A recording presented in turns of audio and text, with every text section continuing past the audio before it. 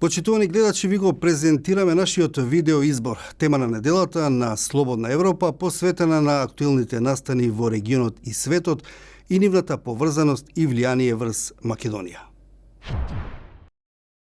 Обелоденети документи открија мрежа на офшор договори на панамската адвокатска фирма Mossack Fonseca, која води до сомнителни финансиски активности на многу сегашни и поранешни светски државници. Иако панамските документи содржат детали за сложени финансиски аранжмани во полза на светската елита, според експертите не мора и да значи дека шемите биле незаконски.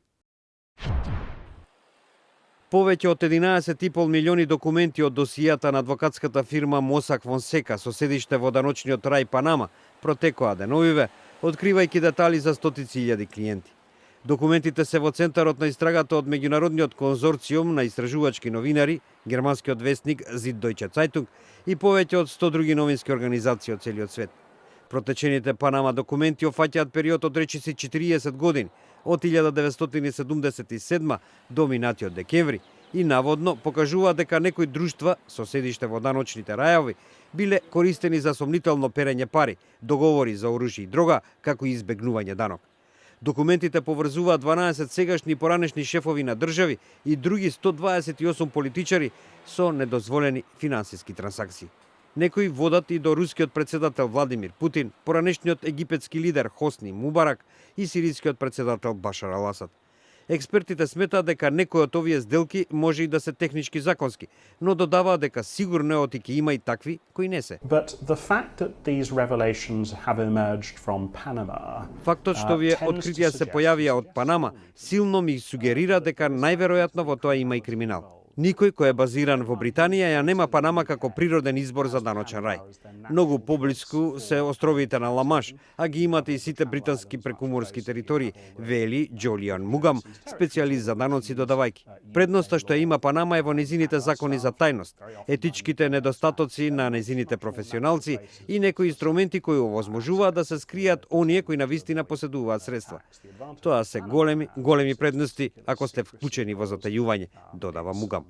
Документите протекоа од Mossack Fonseca, една од најголемите и најтајни офшор адвокатски фирми во светот. Фирмата е основана од германецот Јирген Мосак и има канцеларии низ целиот свет. Оваа компанија соопшти дека досега никогаш не се соочила со обвинувања за криминално работење и за перење пари. Ние не одговараме за действувањето на некоја компанија што сме ја формирале, изјави Рамон Фонсека, еден од основачите на адвокатската фирма. Документите обелоденуваат активности на 214.000 така наречени школка компании од 78 земји. Меѓу нив се Исланд, Украина, Пакистан, Саудиска Арабија, Русија и Аргентина. Тие содржат електронски писма, банкарски соопштенија, копии на пасоши и офшор активности на 140 политичари, како и имиња на шпиони, дилери за дрога и други криминалци. Исто така податоците покажуваат дека голем број филмски и спортски звезди користеле услуги на офшор компании. Меѓу нив фудбалерот Лионел Меси, актерот Джеки Чен, поранешниот шеф на УЕФА Мишел Платини. Најпроширена објава во Панама документите се однесува на финансиските трансакции кои довеле до збогатување на блискиот круг на соработници на рускиот председател Владимир Путин. Иако името на Путин не се појавува во документите, тие откриваат мрежа на тајни договори и заеми кои водат до неговите соработници. Новинари и членови на други организации активно се обидуваат да го дискредитираат Путин, како и руското раководство, изјави Димитри Песков, портпарол на Путин. Mossack Fonseca соопшти дека нема да дискутира за специфични случаи и оти ги почитува сите закони против перењето пари. Според експертите, навистина е срамно тоа што светот зависи од вакви протекувања во борбата против даночната евазија. Тоа беше прилогот од студиото во Прага. Нашиот неделен видеоизбор го продолжуваме со информација и реакција на истата тема од Скопје. Базата на обелоденетите податоци од панамската фирма Mossack Fonseca не е комплетно пребарана за сите држави, вели новинарката Сашка Цветковска, која е вклучена во работата на меѓународниот конзорциум на истражувачки новинари. Според неа, политиката на конзорциумот е да се објавуваат имиња на оние кои се релевантни за јавниот интерес, бидејќи, како што се вели, можна сметка во офшор фирма не значи и дека сте можен криминалец. Вие сте партнер во новинарската истражувачка мрежа која што неодамна го објави скандалот со протекување на информации од адвокатската компанија во Панама Mossack Fonseca. Имате ли некакви најави за тоа дали на мапата на компании во таа фирма има и представници или државјани од Македонија, или можеби имате најави за некои други офшор компании? Да, значи Нова ТВ е всушност партнер на мрежата за известување за организиран криминал и корупција во Југоисточна Европа или ОССРБ. И ОССРБ се партнер во интернационалниот конзорциум за истражувачко новинарство кој го води овој цел проект. Ние добивме во првата фаза 8 имиња, меѓутоа тие имиња не беа релевантни на ниеден начин за јавниот интерес за Македонија. Можам само да ви кажам дека тоа беа луѓе кои живеат во диаспората и од 86 воопшто не се ни родени во Македонија, ниту никогаш биле тука. Така што, меѓутоа има уште. Базата не е комплетно пребарена за сите држави и втората и третата фаза на конзорциумот е да се вклучат сите кои остануваат. Овие денови имаме состаноци, имаме работиме и ќе видиме кој што има.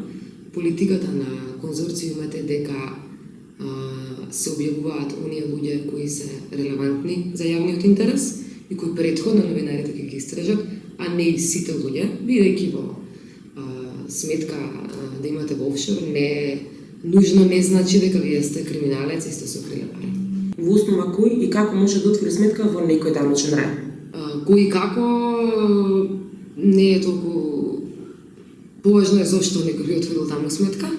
Офшорот е ако сакате да сокриете данок, ако сакате да не платите данок на одредени пари, ако сакате, не знам, да ги сокриете парите од жената или да отворите сметка на љубовницата, тоа не значи дека тие пари се прљави.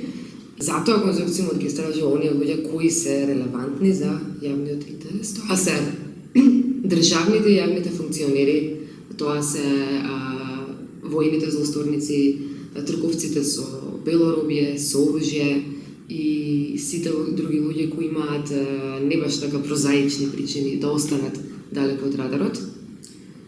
И во Македонија ние сме имале пред Панама Пейперса ново, меѓутоа во Македонија се пишувало многу во изминатите неколку години за овие инвестиции кои доаѓаат од офшор, од многу земји, една од популарните е Белиза, меѓутоа имаше и Панама. И ние не сме виделе до сега некоја ефективна истрага или некој воопшто да се загрижи да рече чекате малку што правиме. Сега ние со овие, кои се овие луѓе, кои се овие пари? Во досегашните ваши истражувања, кои се најчистите дестинации за македонските политички и бизнес елити за даночни прибежишта, а кои им може да се поврзат со странските инвестиции во земја? Македонската државна лотарија формира јавно-приватно партнерство, креира монопол и партнер на владата на Република Македонија, а владата не е партијата, владата се граѓаните, е анонимна фирма од офшор. Патем јавноста исто така излажана. Нас државата не вели австријско казино ќе дојде во Македонија и ќе го прави тоа што ќе го прави. Нема тука никакво австријско, туку има швајцарско и офшор казино кој знае што е. И тие се партнери, замислете, заедно со државниот капитал. Каде е тука, каде е државниот правобранител? Насер Ајдини, сте чуле за него, го видел некој тој човек. Тој е тој кој треба во ваквите случаи да дојде да види дали јавниот интерес, интересот на граѓаните, бидејќи тој ги бе представува државата, граѓаните, е заштитен во тој процес и во доделување на тие сделки кои ги дава државата или не. Ние тие луѓе не ги гледаме. Антикорупцијската комисија е веќе мртво слово на хартија. Ја следевте видеотемата на неделата на Слободна Европа. Следете не повторно секој петок на нашата интернет страница slobodnaevropa.mk.